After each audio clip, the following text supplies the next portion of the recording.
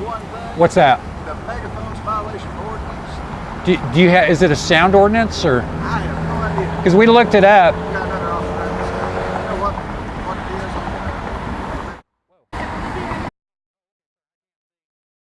it is? So. It's a violation of city ordinance. Yeah. Well, we. That's what it's. We looked it up here, and I mean it's. I've got to be honest with you guys. I mean, the laws, it can't be subjective. It has to be to where you can have a noise level, but you just can't ban items like amplification. You're right, and there is a certain noise level that it has to be, and we would have to look up the. Right. And I can turn it down. I want to work with you guys. I'm just competing with the traffic and that stuff. So. I understand. They're going to continue to call us. I know, and you know what? It's not because of the megaphone. It's because of what we're saying. We're calling them out. You may be very well be right, but they're going to keep calling us and calling us and calling us. I mean, we've dealt with this with a lot of other cities. Yeah. We've actually even overturned the law in Fort Worth. Our attorneys overturned it. So, and we don't want to go there, well, because it's real simple law, but it doesn't help us. We don't want to have to do anything either. Right. I mean, my own personal philosophy is that enforcement should be the very last thing. Exactly. And so, but the thing is that you have every right to protest here, but the noise level, I'll turn it down. I'll turn it way down. Over there, then I'm sure it's too loud. I mean, they can hear traffic over there. Yeah, but traffic is different. And they had people over here with a blower just a while ago. It's different. So, well, I mean, so First Amendment, when you're dealing with the First Amendment, it's held at a lower value than ambient noise. No, that's not what I'm saying. And I think you get where I'm going with this. So I understand. Yeah. I understand. Well, I'll turn it down. Okay. I'll turn it down. I want to work with them. I mean, we're not here to annoy anybody. We just want to be able to, because of the noise level from the road, just to be able to compete with the ambient noise. Okay. So we're not here to cause a disruption or anything like that. I don't think y'all are. Yeah. I don't think believe me, I don't think y'all are here to cause a problem or anything. But we're not even going to be here that much. How much longer you think? I mean, 7 at the latest. But if it starts raining, we're going to be out of here before that. So. Yeah. Okay. Very good. Yeah. All right. Yeah. We'll go down here and let you never know. I mean, I've got to be honest with you. We go to a lot of these events, and it's if I didn't have the amplification, they'd be complaining that my voice was too loud. So. But when they call, we have to come out. I understand. And there comes a point too where they'll say, "Well, why aren't you doing anything about it?" Right. So, well, you know what? They need to know that these are First Amendment issues, and these are very. I mean, this is like there's lawyers just waiting, to come against people that try to inhibit people's First Amendment. Right. So I know you guys are doing your job, but. So we appreciate it. All right, well, y'all have a good evening. So thank you very much. Jesus didn't live like this. The disciples didn't live like this, but this is how greedy wolves live, folks. Even a small child would have discernment to know that Jesus didn't lavish himself in mansions and wealth. But that's how many of the men at this event live. The Michael Corleone's son-in-law of Benny Hinn, folks. That's who put this event together, Benny Hinn's family. That's not of God. This brings shame upon God. This brings shame upon Jesus. Jesus said not to store up treasure on earth where moth and rust destroy and where thieves break in and steal. He said to lay up for yourselves treasures in heaven. He said where your treasure is, there your heart will be also. So we know where the heart of Kenneth Copeland is. We know where the heart of Todd White is. Todd White paying himself $600,000 in the year 2015, living in a gated mansion. That's how these men live. This is a fundraiser, folks.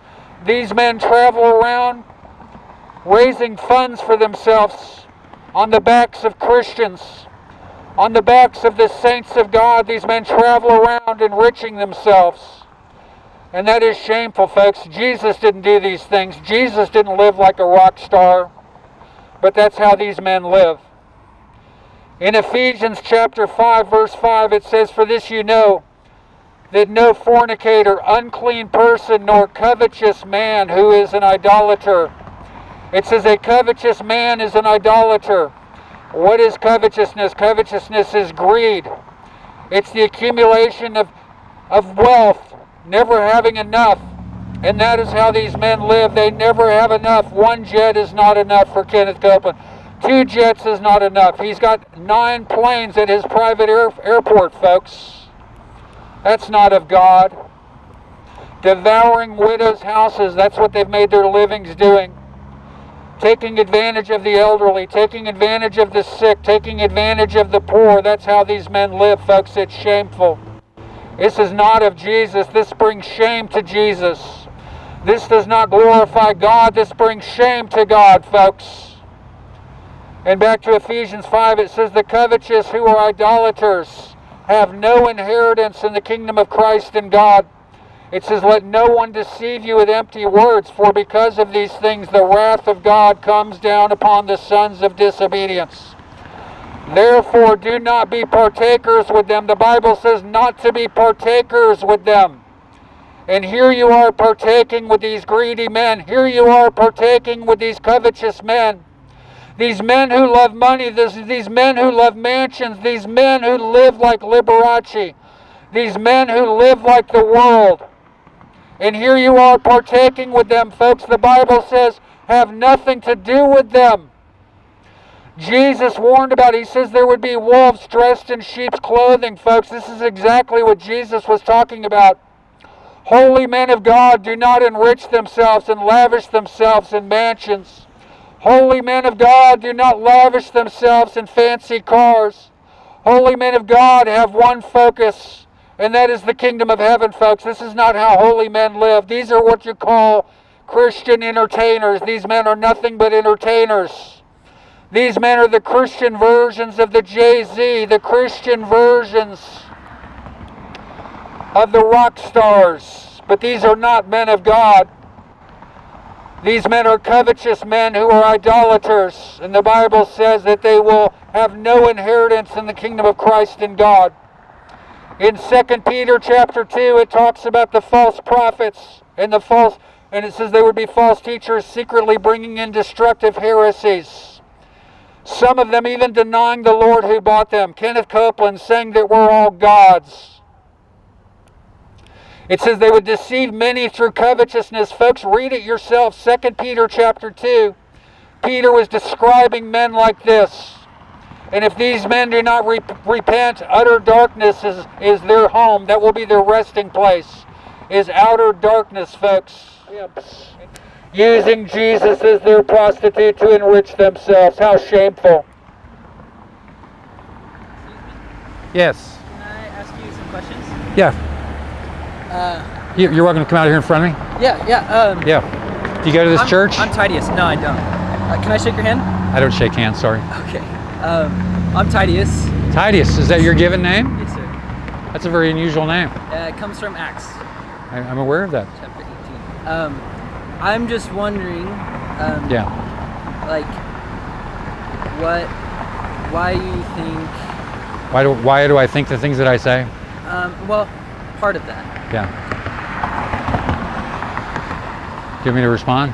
You done? No, I want to word a question first. I'm going to give you time, so don't worry. Yeah. Honestly. No, it looks odd. It sounds confusing. Well, but it's really not. I felt a little scared coming up here, to be honest.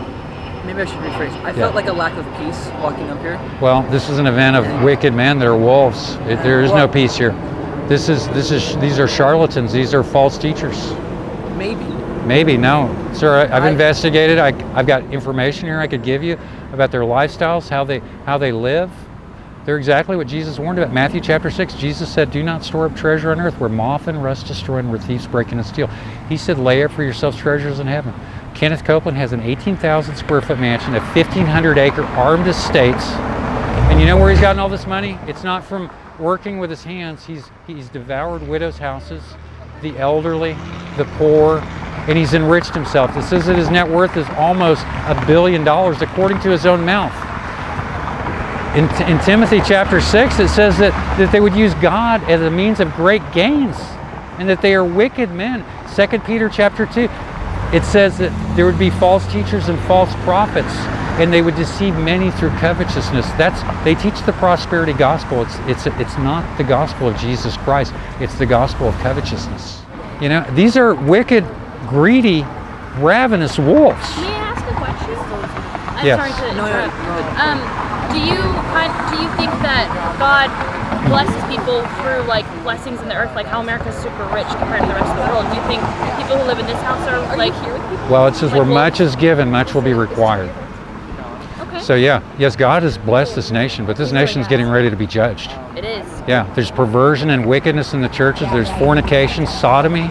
There's lust and greed and covetousness and idolatry in the churches. People wanting to be rich. They're idolaters, and God is going to cut them off and cast them into the fire. Well, he talks about it. There's his bride, and then there's that church. That's not his church. Well, I would say that any man, I mean, in Ephesians chapter 5, verse 5, it says, "For this you know that no fornicator, nor unclean person, nor covetous man who is an idolater has any inheritance in the kingdom of Christ and God." What is covetousness? It's the desire for wealth, it's greed, and these men are constantly raising money, they're constantly buying bigger mansions, bigger jets. Enough is never enough. The greedy are never satisfied. And it says, "Let no one deceive you with empty words, for because of these things the wrath of God comes upon the sons of disobedience. Therefore," and here's the action step for the Christians, "therefore do not be partakers with them." And if you're at these events, you are partakers with these men that preach heresies, that preach the prosperity of greed. The prosperity of greed is not, the prosperity gospel is not the gospel of Jesus Christ. I agree. This is mixture, and that's who is at this events. I don't. And Todd White calls Kenneth Copeland his spiritual father. Yes. They're all connected. They all walk together. A month ago, we were at the Fourth Convention Center where you had Creflo Dollar, you had Todd White, you had Kenneth Copeland, you had Jesse Duplantis. He was on the news about a month ago saying that he needed $54 million for a new jet. They're always wanting more, and they all live and lavish themselves. Jesse Duplantis has a 35,000 square foot house in Louisiana. It's the biggest house in Louisiana. That's cool. And that's, well, it's not cool when you've taken it on the backs of the sick and on the backs of the poor. That's who these men target. That's who these men target.